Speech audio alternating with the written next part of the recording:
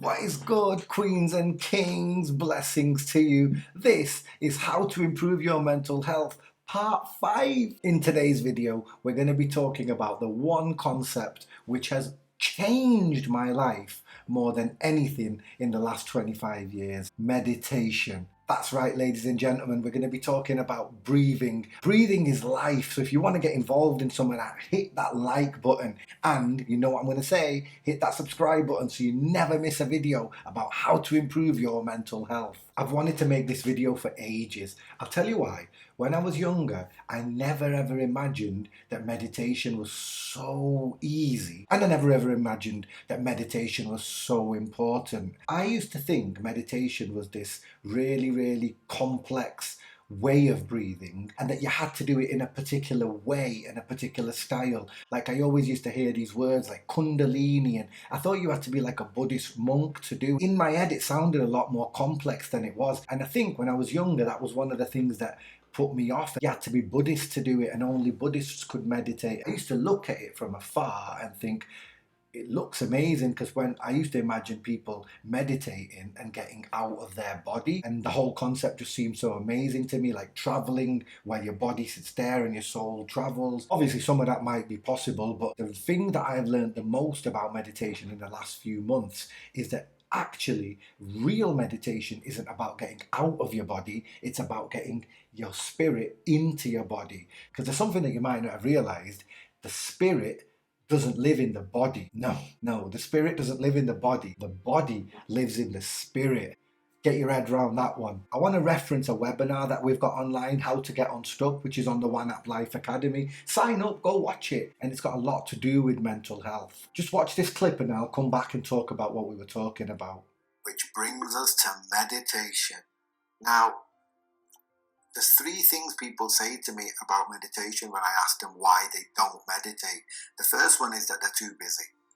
Now, I say everyone should meditate 20 minutes every day unless you're really busy.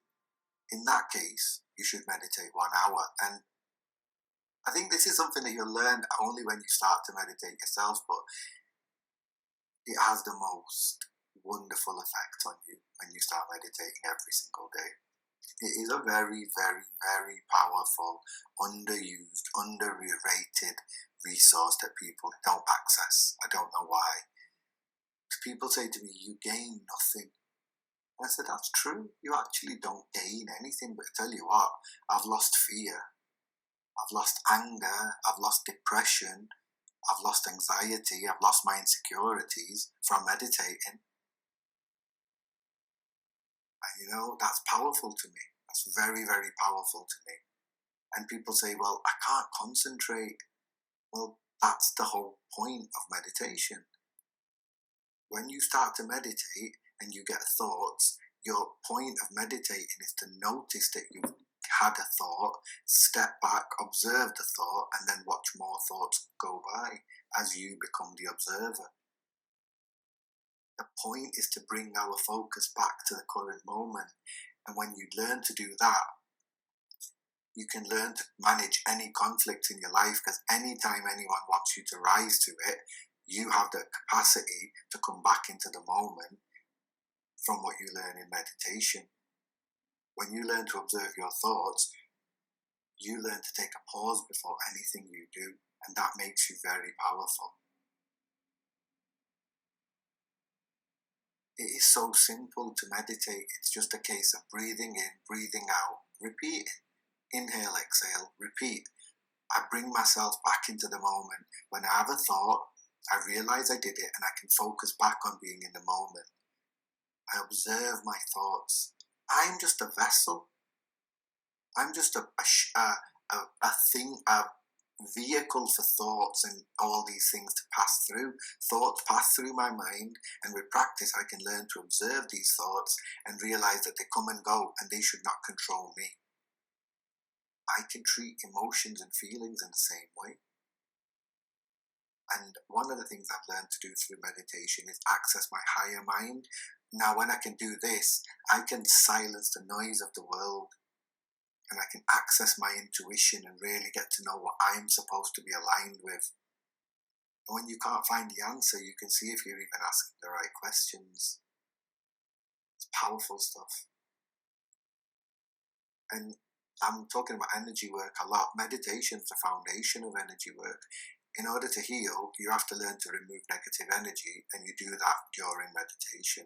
After everything that I've just said in that webinar, the one thing I wanted to say to you was something that I said at the start of this video. No one single concept in my life has made more of a difference than meditation. I always used to exercise. I've been hygienic at parts of my life and not in others. I've always eaten fairly well. I didn't used to drink water, but I have at periods of my life, but I never used to meditate. I never used to meditate, never, zero. And I've gone from never meditating to meditating every day. The benefits of meditation on my mental health have been profound. The things I've learned about myself during meditation and as a result of meditation have been very eye-opening to me. I've learned to trust my instinct a lot more. Through meditation, I've actually learned to trust my intuition and really understand how to use my intuition. I've learned a lot about energy transfer, and I've learned a lot about how meditating can help me be successful in life and can help me achieve my goals. But more importantly than anything, meditation has taught me to ground myself, and grounding myself means that I no longer get into conflict. I'm very, very careful about how I respond to things. Life isn't what happens to us, it's how we respond to what happens to us that determines our life. The process of how I respond has been improved through meditation, because once upon a time I used to respond without thinking, and now through meditation I've learned the art of the pause. And the pause basically means that I take a pause before I say something. So I'll give you a classic example. There might be someone at a company that I used to work for who I totally didn't agree with, and I totally didn't respect their opinion, not because I'm a disrespectful person, but because they were. And had they met a previous incarnation of me in my life, then the result would have been very different. But I'm an urban hippie now and I love peace.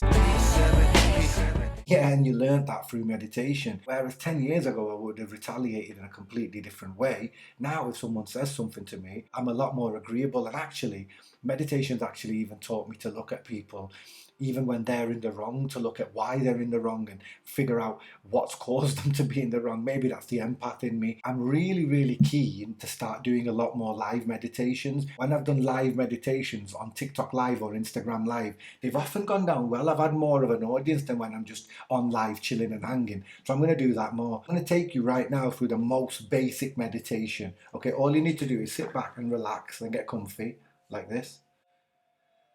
Focus on a point across the room.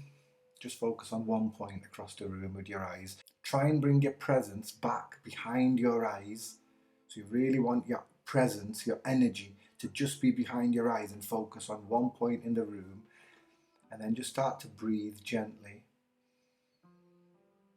Deep inhale followed by a deep exhale. And you can breathe your eyes shut.